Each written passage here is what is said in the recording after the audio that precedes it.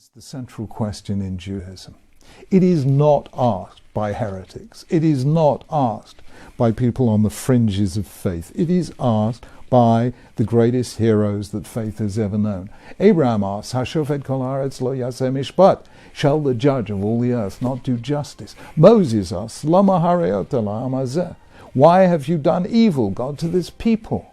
Jeremiah says, "God, I know you always win every argument I have with you, but I still want to know, why do the wicked prosper? Why do the righteous suffer?" Habakkuk asks the same thing. The entire book of Job is dedicated to it.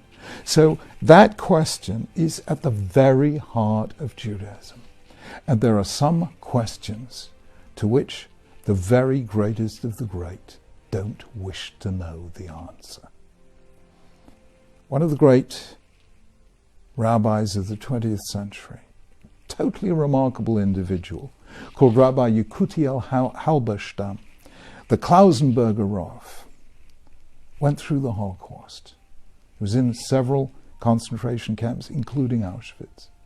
During the Holocaust, he lost his wife and 11 children, all 11 children.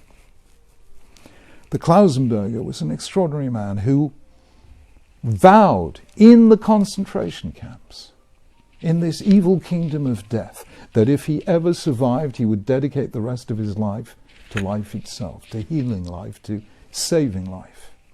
And eventually brought his followers to Israel and built the Laniado Hospital in Netanya, dedicated to saving life of whoever needs it, Jew, Christian, Muslim.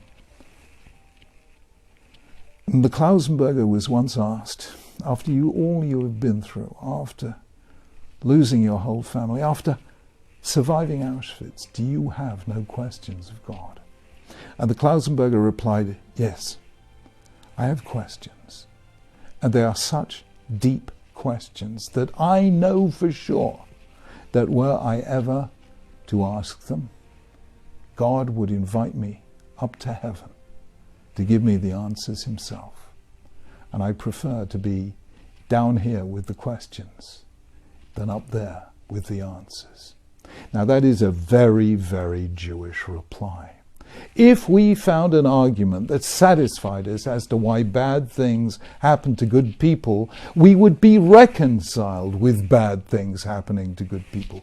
But because we have the question and we don't yet have the answer, we are not reconciled, and therefore we fight so that bad things do not continue to happen to good people. That is why you will find Jews disproportionately represented among doctors fighting disease, economists fighting poverty, teachers fighting ignorance, lawyers fighting injustice. Why? Because we refuse to answer the question why bad things happen to good people. We try and create a world in which fewer and fewer bad things happen. And that, I think, is the Jewish way. Sometimes faith lies in the question, not in the answer.